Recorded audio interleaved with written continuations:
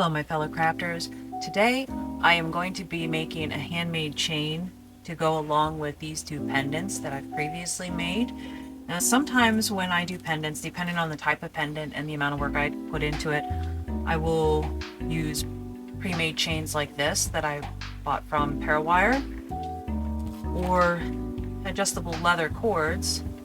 And for my leather cords I will use this brand of leather right here with 2mm leather.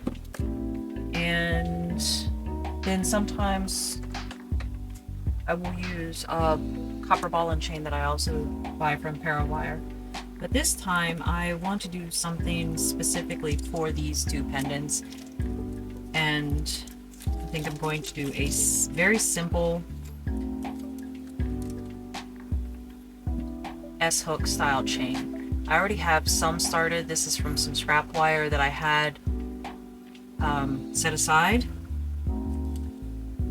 but this is all the more I got out of my scrap wire, so now I need to move on to some wire on the spool. I'll be using this 18 gauge dead soft copper wire from Parawire.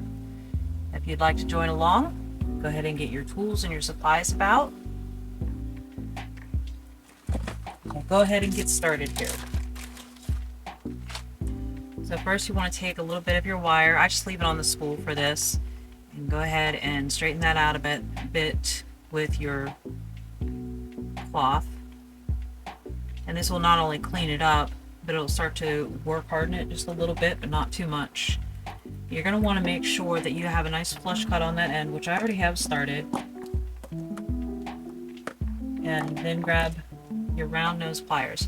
Now for this size S hook that I'm making, I'll go all the way down to the bottom of my pliers here. Now you want it so that you cannot feel in there, it's right dead center, and then just bring it around your pliers until it meets right in there. And then you bring your pliers around so it sets in there just like that. And bring it around the other way. Now I will actually bring my pliers out and kind of resettle them so that I can bring that wire around and underneath that S hook right there. I'm going to bring in my flush cutters and give it a snip right there. So then you have that nice little S, and then just keep on going until you have what you need to finish the necklace off. So now I'm going to take my flush cutters, and I do have an affiliate link listed down below for these in particular cutters. I absolutely love these things.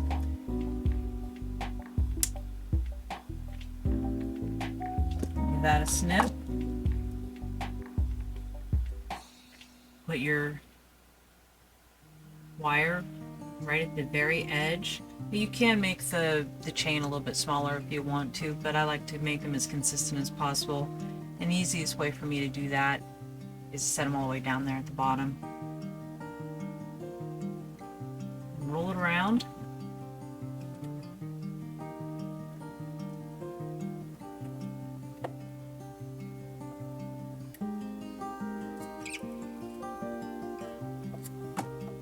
It's as simple as that. The smallest size that I've ever made and sold is 14 inches. For the ball and chain necklaces, I consistently make them at about 18 inches. For necklaces like this, I usually make them 20 inches with an extension, allowing them to be up to 22 24 inches at the absolute most. But as mentioned, it's a minimum of 20 inches with an additional 2-inch extension on them. Alright, so now I'm going to keep going, and once I get all of these done, I will come back and show you what the finished necklace looks like and show you how I do some of the clasps for them. Now once you think you have enough of your links, you're going to want to decide whether you want them to have a softer, rounder edge like they currently are, or if you want them to be slightly flattened. Either which way, you're going to have to harden them some. Now, if you want them to stay like this predominantly, then you're going to want to use a black mallet or a rawhide mallet. I don't have a rawhide mallet, so this works fine for me.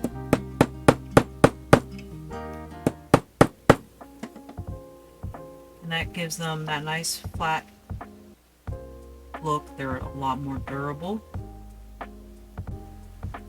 Now, using the rubber mallet or the rawhide will help to harden it, but it'll allow it to have that rounded finish to it, a softer look to it. But for this pendant here, I think I would like it to have a more rugged, almost masculine look to it.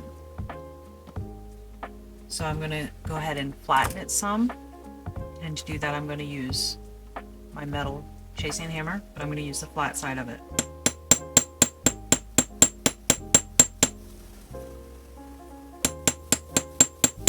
You don't need to go overboard, and you definitely don't need to hammer hard. You just light taps, and see it's slightly flattened. It's definitely work hardened, so you're going to have a nice durable chain. Now, to link these together, you can close. Well, first you're going to want to close them up. So get out your pliers. Now I'm going to use these needle nose pliers and my precision pliers. You just wiggle it back and forth, side to side, just like you would a jump ring.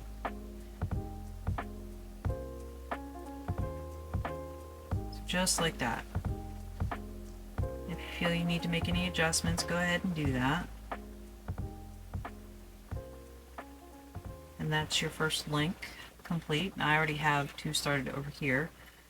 And to add them together, you can say put a jump ring between the two.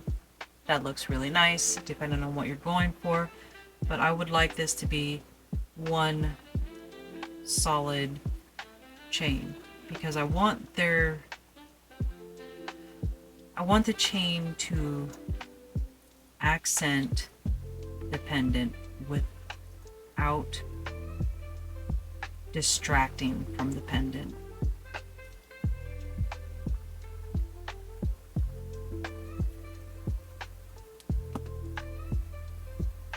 So there's the start of my chain. Alright, so I will keep going on this until I have about 18 to 19 inches because I want to leave a full inch for the hook clasp, and then I'll be adding on another 2 to 4 inches for the extension so people can have a shorter 20-inch necklace all the way up to about a 22-inch necklace, which is where I like to have it for chain necklaces like this here.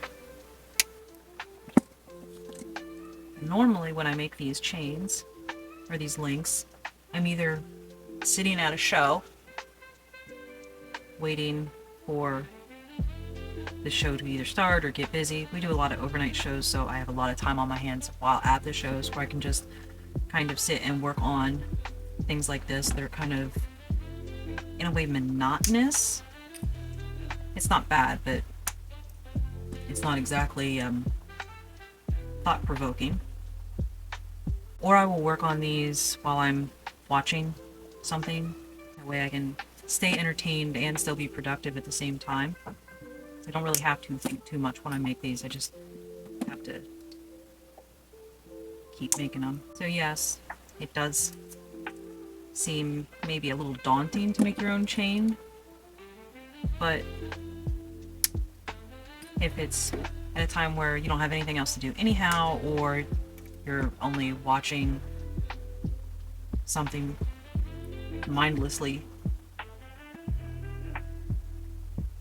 let time slip through.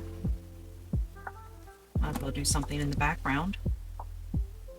It gets you a little step closer to where you believe you need to be with the items that you make. Now with these chains here, because not only are they copper, which is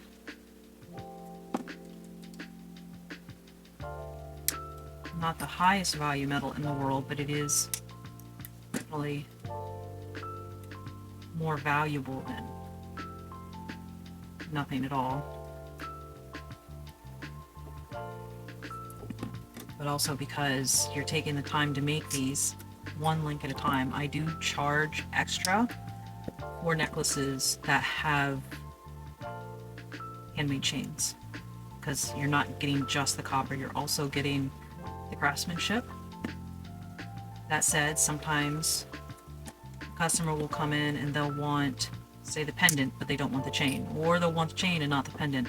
I try to make the bails for most things interchangeable. It doesn't always work. Some things you can't do it with, but generally speaking, I have them so that you can mix and match. And for each type of chain, I'll charge something different. So if I make, say, a Viking knit chain or a beaded chain, those two are my more expensive ones because it does take a lot more time and material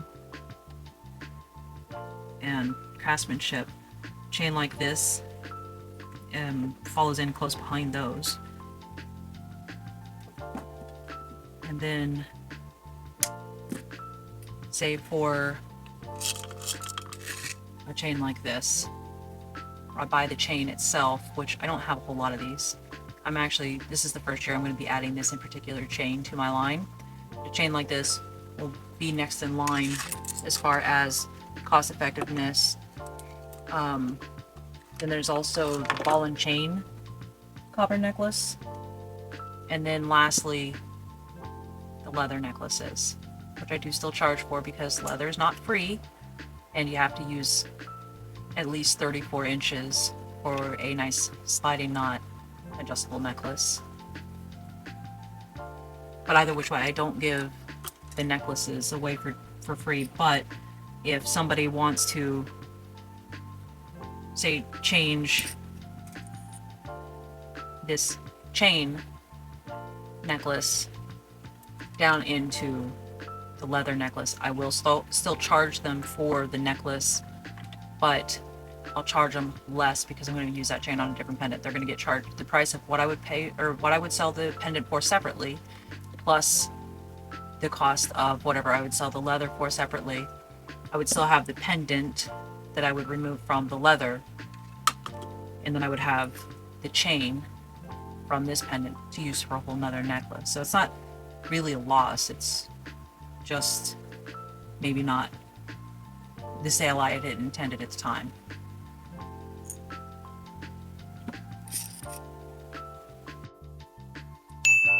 So I'm making a slight change of plan to these pendants and their chains. This one here, I am going to keep it as the S-hook chain, just like that. I did hammer this down so it has a more flattened look. I thought it complemented this in particular pendant well. And here is the clasp that I made. A very simple S-hook clasp to go along with the smaller S-hooks. And then here are the extension rings, which add at least another 1.5 to 2 inches to the necklace. So all I have to do now is give this a nice patina and then polish it back up, and it'll be finished and ready to go to its new home. This one here, I'm going to go with a fancier hook than just the simple S hook. I'm not 100% sure that this is the hook that I'm going to have with it, kind of just playing around right now. For the chain, I'm going to use an S-hook chain for the top portion, but for the bottom portion that the pendant itself is going to sit on, I believe I'm going to make it a beaded chain. I just need to decide what beads that I'm going to be using for this stone. I want a chain that will complement this stone well, add a little bit of color and maybe a little bit of contrast without taking away from the stone itself. So it might take me a few days to even a couple weeks to decide exactly what chain I want to go along with this pendant here. But that's okay because I don't have any shows coming up until April anyhow, so it gives me time to decide. But in the meantime, thank you very much for hanging out with me today to see how I make the S-hook chains for these necklaces. I hope to see you again soon. In the meantime, happy crafting, and I hope you all stay well. Thank you. Bye.